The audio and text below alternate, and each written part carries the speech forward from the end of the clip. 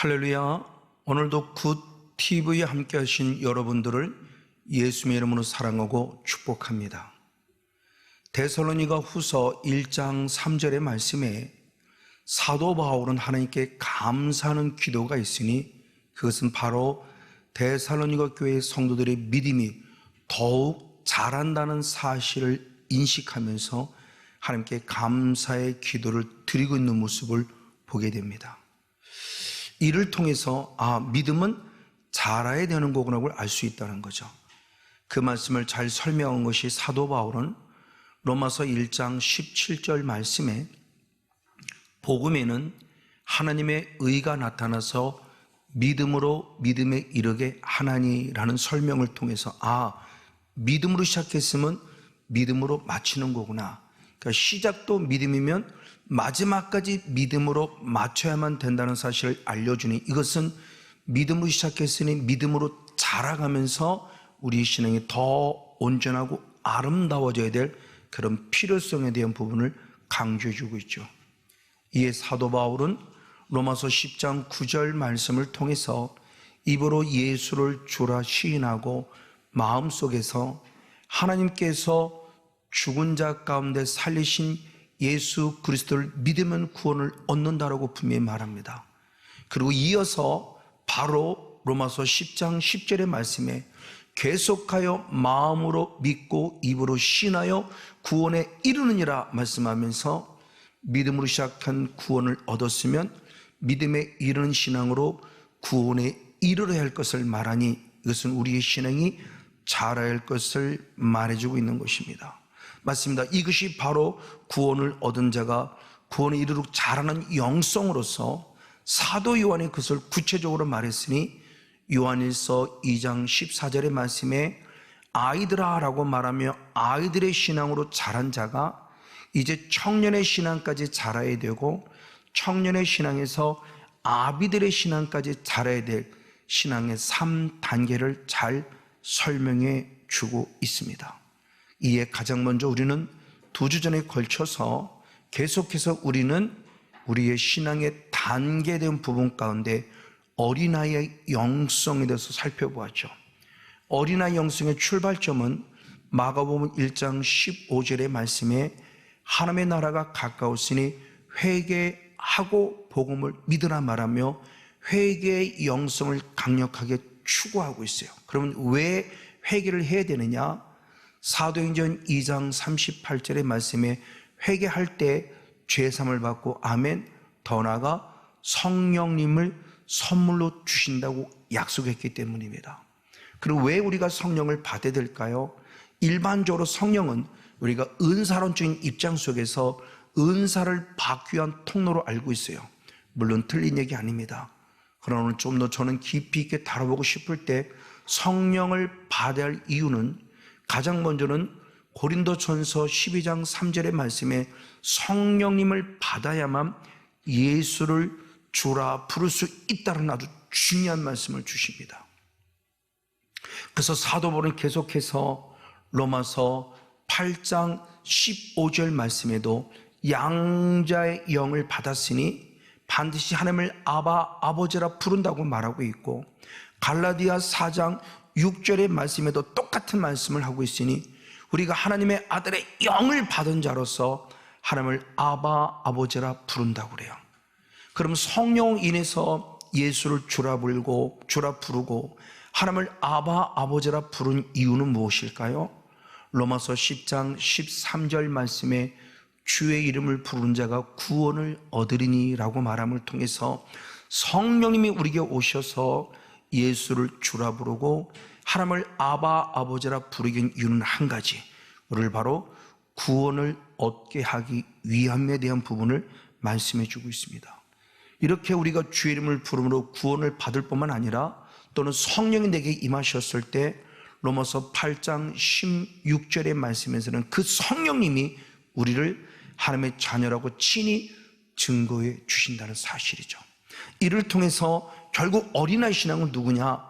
요한일서 2장 14절 상반절의 말씀을 보면 하나님을 아버지로 아는 자라고 말씀했으니 성령을 통해서 하나님을 아바 아버지라 부르고 예수를 주라 부르는 은혜, 이 은혜를 입은 자가 바로 어린아이의 영성의 단계에 있음을 알 수 있습니다. 그리고 이제 한 단계는 더 성장하고 성숙해야만 합니다. 그것이 청년의 신앙이죠. 그래서 요한일서 2장 14절의 말씀에 우리 신앙은 잘하는데 맨 하반절의 말씀에 보면 청년들아라고 말해요. 그 청년들이 강하다라고 표현해 주고 있어요.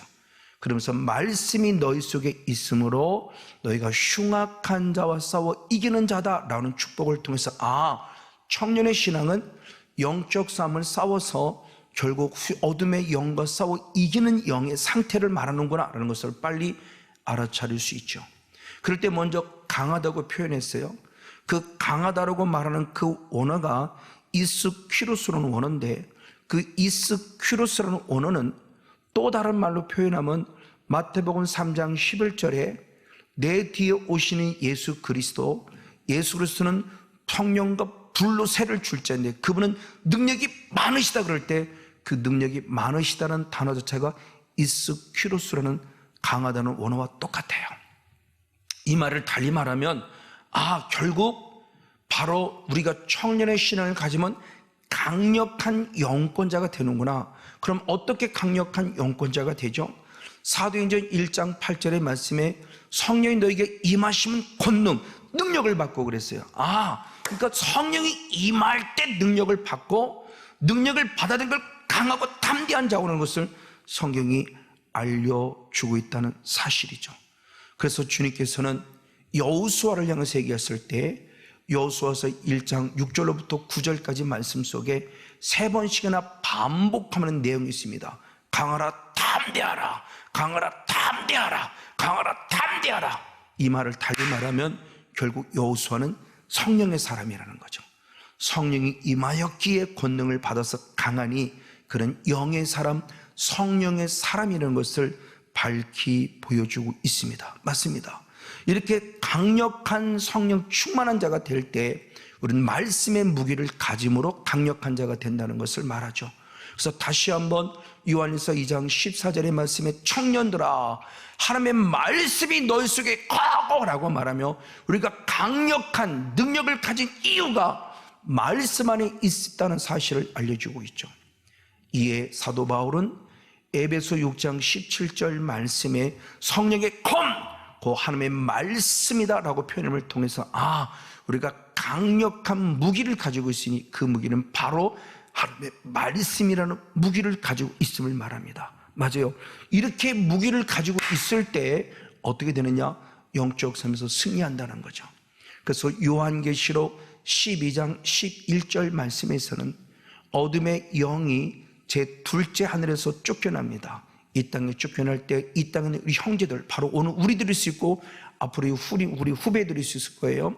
그 후배들이 예수의 피라는 무기와 하나님의 말씀이라는 무기를 가지고 죽기까지 그들과 싸워 이긴다는 것을 가르쳐 줄 때 이만큼 우리에게 말씀이라는 무기는 필요한 것이고 이게 강력한 영적 무기요 청년의 신앙의 핵심에 대한 부분을 잘 가르쳐 주고 있습니다.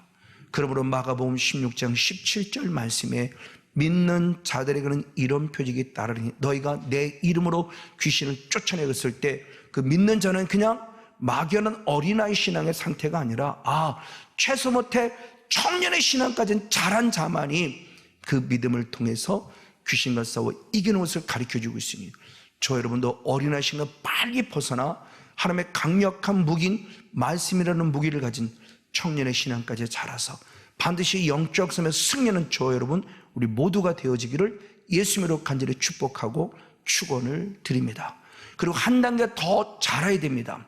이제 우리는 어떤 신앙을 가져야 되느냐? 요한일서 2장 14절의 중반절의 말씀에 아비들아 라고 말하며 아비들은 태초부터 계신 이를 알았다라고 표현함을 아주 중요한 얘기를 해줘요.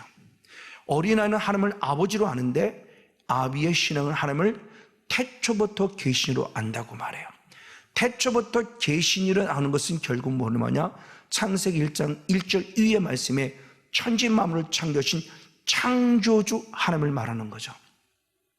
그래서 골로새서 1장 16절 이후의 말씀을 통해서 보면 만물이 그로 말미암아 창조되었으니 예수님을 위하여 창조됐다고 표현하며 바로 6일 동안에 걸쳐 주님이 창조하신 창조의 그런 놀라운 역사로서 하나님이 창조주요, 예수님이 창조주요, 성령이 창조주임을 말합니다. 그리고 맨 마지막 여섯째 날 창세기 1장 27절의 말씀대로 하나님의 형상대로 사람을 만들었다라고 말하면서 이제 우리들도 하나님의 창조주이고 우리는 바로 하나님의 창조하신 피조물임의 관계를 알려주는 거예요.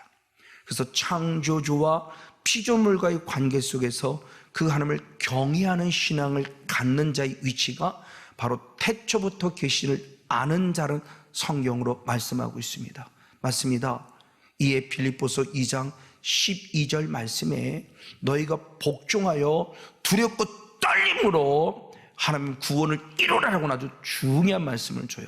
그때 두렵고 떨림이라는 이 단어를 현대어 성경에서는 하나님을 경외하다라고 표현했어요. 맞아, 이 두렵고 떨림이 주님을 경외하는 신앙이고 그 경외하는 신앙이 구원을 이루감을 말해요. 어린아이 신앙에서 구원을 얻었다가 아니라 구원 얻은 우리는 구원을 이루도록 계속 자라가는 신앙이 되는데 언제? 주님을 경외할 때, 즉 아비의 신앙에 대해서 하나님을 창조주 하나님을 알아 피조물인 나는 바짝 엎드려서 창조주 주님을 찬양하는 영성, 그 겸손한 영성이 결국 우리를 구원을 이루어간다는 사실을 성경이 말씀해 주고 있다는 사실입니다. 맞습니다. 이와 같이 우리는 예수님을 나의 구원자로 믿을 때 구원을 얻었죠. 그래서 요한복음 1장 12절 말씀에 바로 영접하는 자 곧 그 이름을 믿는 자들에게는 하나님의 자녀가 되는 권세를 주셨다. 자, 이제 예수님을 믿음으로 하나님의 자녀가 됐어요. 이건 어린아이 신앙이에요. 그래서 고린도후서 5장 17절 말씀에 주 안에서 새로운 피조물이라고 말씀하며 이제 우리의 신분이 사탄의 자녀에서 하나님의 자녀로 바뀌어진 신분 세탁이 된 분을 말씀해요. 맞아요. 신분은 세탁이 됐어요. 이제는 사탄의 자녀에서 하나님의 자녀들은 권세를 얻었으니 하나님의 자녀는 신분은 얻었으나 내 영성이 깊이 있는 모습으로 나는 여전히 아직도 예수 믿기 이전의 모습, 전현이라는 모습 가운데 머물러 있는 내 옛사람의 모습을 보여주고 있어요.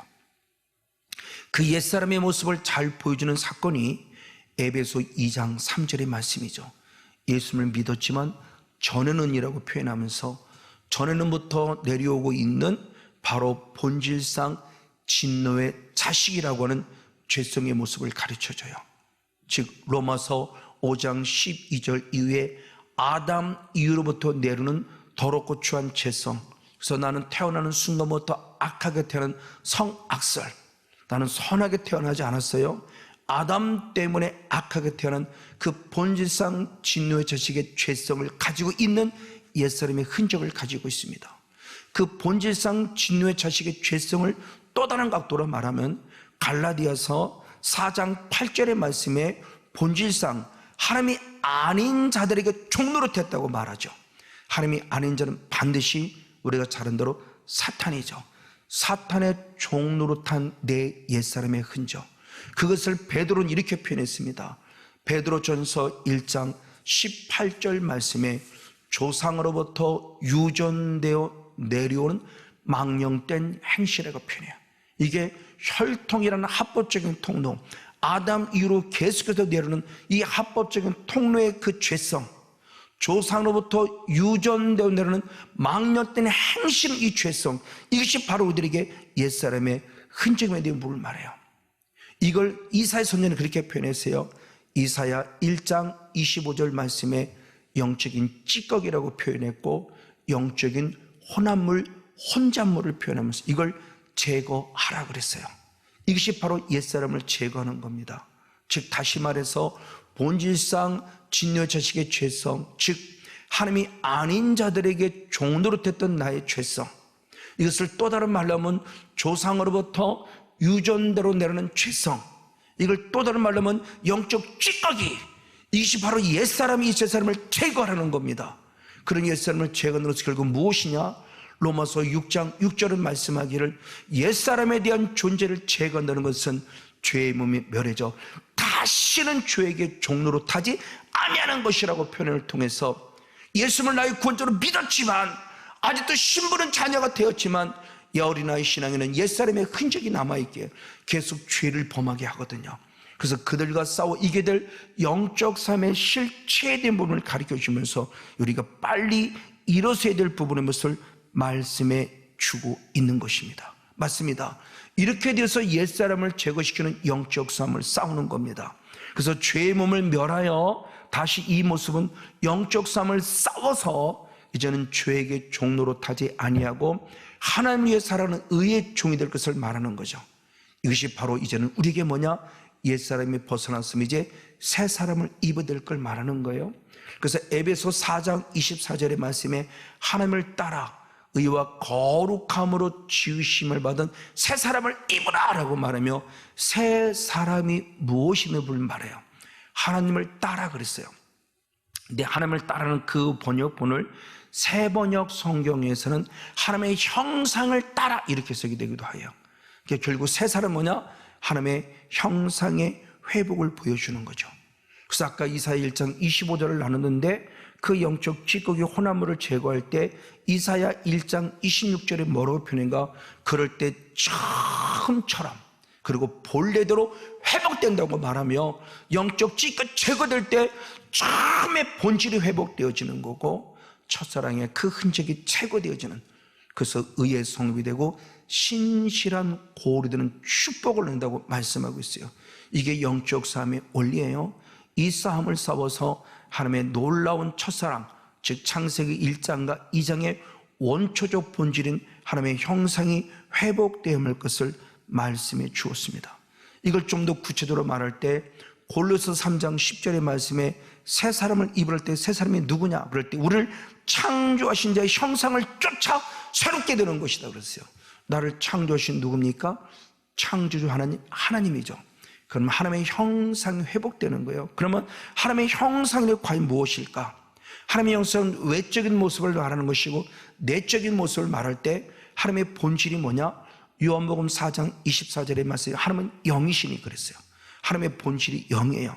그럼 이제 우리들의 존재가 결국 영적인 존재가 되어야 되니 창세기 1장 27절의 말씀에 하나님의 형상을 따라 그랬으니 그 하나님의 형상이 뭐냐를 창세기 2장 7절에 말씀할 때 사람을 흙으로 사람을 지으시고 그 코에 생기 성령을 부으실 때 생영이 되었더라, 살아있는 영이 되었더라. 아멘. 산영이 됐으면 축복해요. 그 영이 뭐냐? 결국 우리의 본질이 영적 존재가 되는 거예요. 우린 육을 입었지만 하나님을 닮은 영적 존재가 돼야 돼요. 그래서 먼저 고린도후서 2장 14절에 고린도전서 2장 14절에 영적인 본질을 얘기할 때 육에 속한 자, 푸시케코스 자연인, 예수를 전혀 믿지 않는 영적인 존재 있어요. 그리고 고린도전서 3장 3절의 말씀에 어린아이의 신앙, 육신에 속한 자, 사르키코스, 육신에 속한 자, 그들은 어린아이다. 그리고 고린도전서 3장 1절 말씀에 신령한 자에 속한 자, 푸시케코스, 완전히 영에 속한 사람, 하나님의 형상이 회복된 성령의 충만함을 힘입어 영에 속한 사람이 있다는 것을 말씀해 주고 있습니다. 그래서 고린도전서 15장 45절의 말씀에 첫사람 아담은 산 영이고 마지막 아담을 계속 살려주는 영이시라고 표현하며 예수님 성령을 통해서 계속 성령을 받을 때 살려주는 영이신 주님으로 말미암아 우리가 산 영이 된다. 그래서 지금도 계속 성령의 충만함을 받을 필요성에 대한 부분을 분명히 말씀해 주고 있어요. 이렇게 성령을 받을 때는 누가 되느냐? 로마서 8장 9절의 말씀에 성령을 받은 자만이 그리스도의 사람이다 라고 표현하며 바로 영적인 그리스도의 사람, 성령의 기름 부음 받은 자가 되었다는 사실을 강조하고 있죠. 그럼 어떻게 계속 성령을 유지할 수 있죠? 사도행 2장 38절의 말씀에 회개하라, 그러면 죄사함을 받을 것이고 성령을 선물로 받으리라. 아멘. 회개하면 일석이조가 돼요. 회개할 때 죄사함은 은혜뿐만 아니라 성령을 계속 선물로 받아요. 그리고 또 계속적으로 내 영이 충만하게 자라려면 우리 하나님의 말씀으로 살아가야 돼요. 그래서 요한복음 6장 63절의 말씀에 살리는 건 영이라고 말씀했고 그 살리는 영이 예수님에게 이르신 말이니 영이요 생명이라고 그랬어요. 말씀 자체가 성령으로 기록된, 영으로 기록된 말씀이고, 그 기록된 선포된 말씀이 역시 성령으로 말하는 선포되기 때문에 말씀을 잘 듣고 말씀을 읽고 말씀에 순종해 살아갈 때 계속 성령의 기름 부음 받음을 우리에게 표현해 주고 있습니다. 그래서 이 성경을 통해서 요한복음 6장 68절 말씀대로 영생의 말씀이 주께 있음에 내가 네게로 가오리까는 베드로 같은 고백이 필요해요.